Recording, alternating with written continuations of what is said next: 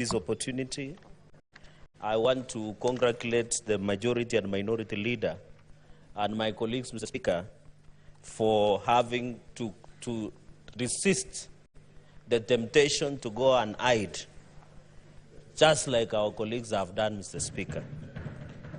I would be somewhere in Kimondi Forest near Kapsabet, running away from my responsibility, Mr. Speaker.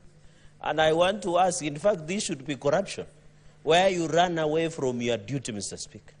I remember when we were supposed to resume is when unfortunate events and incidences were happening in the city, Mr. Speaker.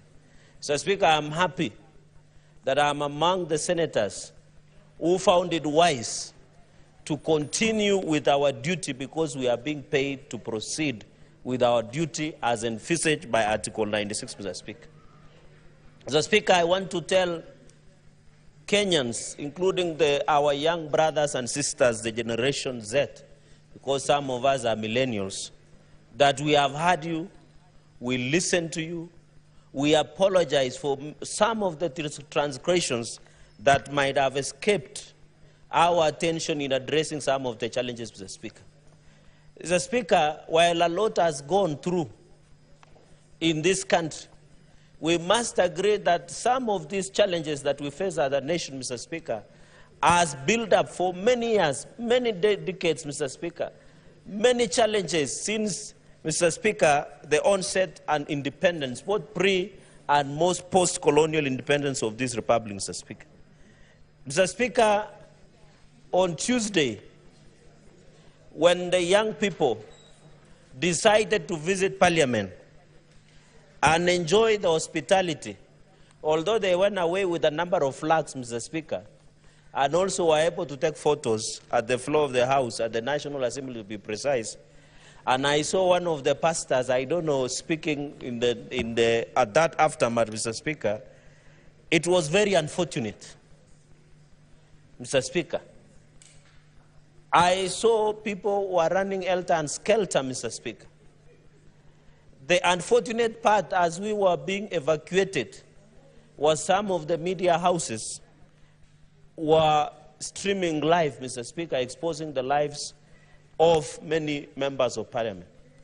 Mr. Speaker, I know yourself, not specifically, but the substantive Speaker and Senator Chute and other colleagues said to use ambulances, Mr. Speaker, to escape the arm, Mr. Speaker.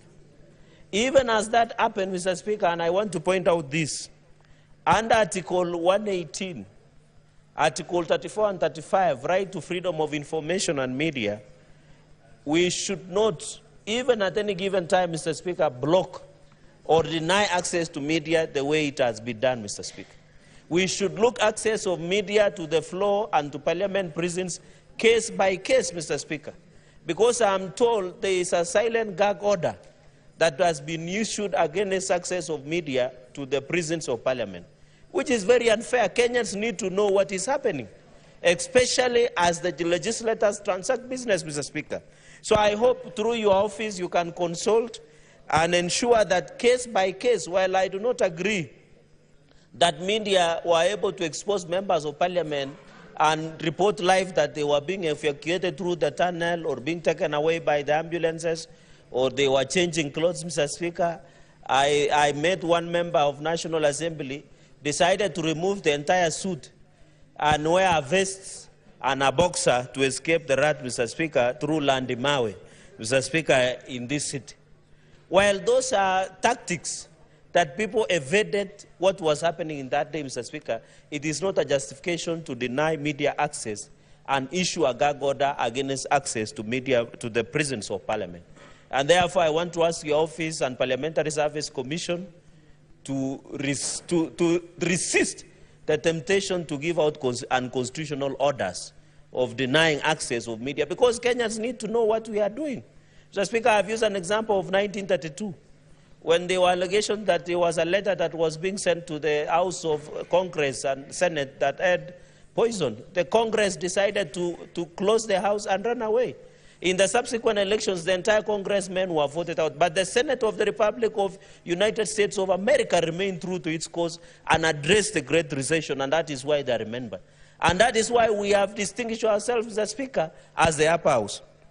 Mr. Speaker, there are many issues that young people have raised. Issue of corruption, issue of governance, both at national and county governments, Mr. Speaker.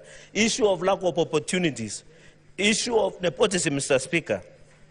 Issue of not being listened to, Mr. Speaker. There are many challenges, and I want to assure the Gen Z and any other Kenyan, Mr. Speaker, Parliament is a public place. If there were proper organization, they would have accessed Parliament. Many Kenyans access Parliament. I want to put this straight, Mr. Speaker. Under Article 126, 1 of the Constitution of Kenya, Mr. Speaker, Parliament can sit anywhere. And I want to call upon the Gen Z and any other Kenyan. Parliament can sit in Uhuru Park. Parliament can sit in Migori. That is why we have Senate machinery, Mr. Speaker. The Constitution gives us as a Parliament to sit even in Garissa, in Mandera, even in your county, Mr. Speaker, and listen to the Kenyans. And I'm happy as we talk this, Mr. Speaker, on the Senate machinery, we are doing it in Busia. We have done it in Makueni. We did it in Turkana. We have done it in Uasin Gishu, Mr. Speaker. Kenyans should know that Parliament is ready to listen to them. Under Article 126 of the Constitution, Parliament can sit anywhere within the borders of the Republic of Kenya. Even if they want us to sit in KICC, we can sit there, Mr. Speaker, and listen to Kenyans, and especially the Gen Z, Mr. Speaker. Number 3, Mr. Speaker, from the onset, I want to send my deepest condolences, Mr. Speaker, from my family, from myself and the great people of Nandi County, to many Kenyans who